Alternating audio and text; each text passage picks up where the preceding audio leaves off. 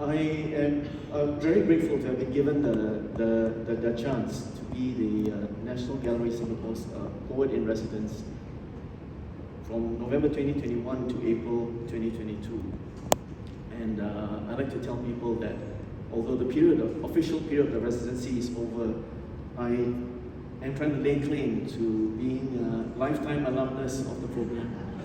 So I continue to visit the gallery, which was always a special place, but now will be even more special.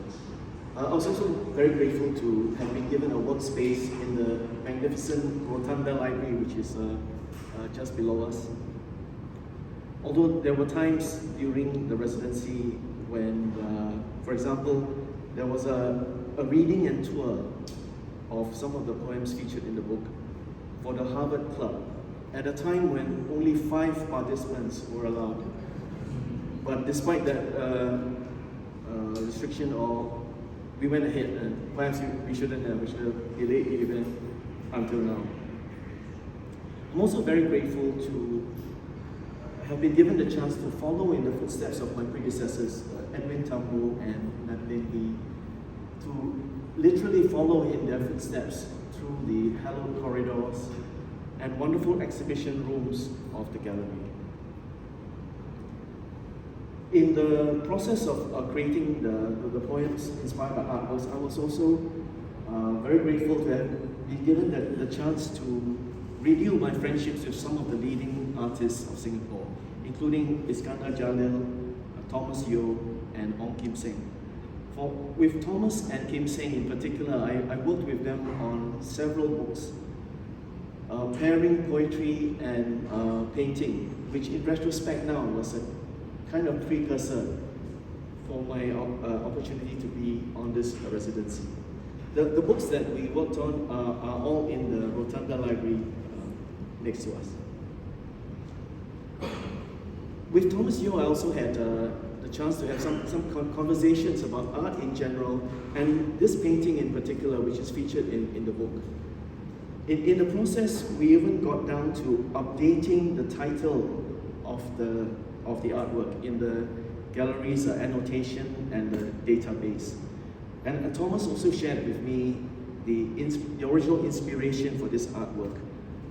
Literally the warm welcome of a tropical Malaysian landscape after the grey, distanced cold of Britain that he had just returned from. So in a way, this was like Thomas Yeo's Nanyang spirit moment, of which I'll say more in just a while. I also am very, I think, blessed to have been able during my residency to visit a stunning array of exhibitions of the gallery. The 9 that are listed here, including one that was called the People's Gallery, was the National Gallery's effort to take art into the heartlands, featuring its artworks through augmented reality in almost 30 void decks in HDB estates all across the island. In a recent conversation with Dr. Eric Valles, the director of the Poetry Festival Singapore, in which I was explaining to him the structure and the scheme of selection of the poems for the book, he remarked that it seemed to him as if it was like a kind of microcosm of the gallery, and I realized that he was right. And let me explain how.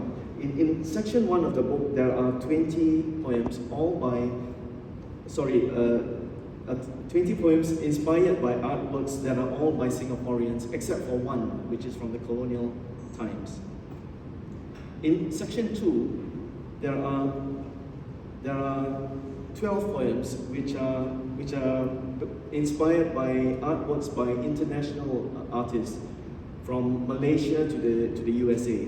So in a sense, if you read the book from cover to cover, you will be moving, as it were, from the City Hall wing to the Supreme Court wing, just like all of you have just done to get to the glass room. The first poem I'd like to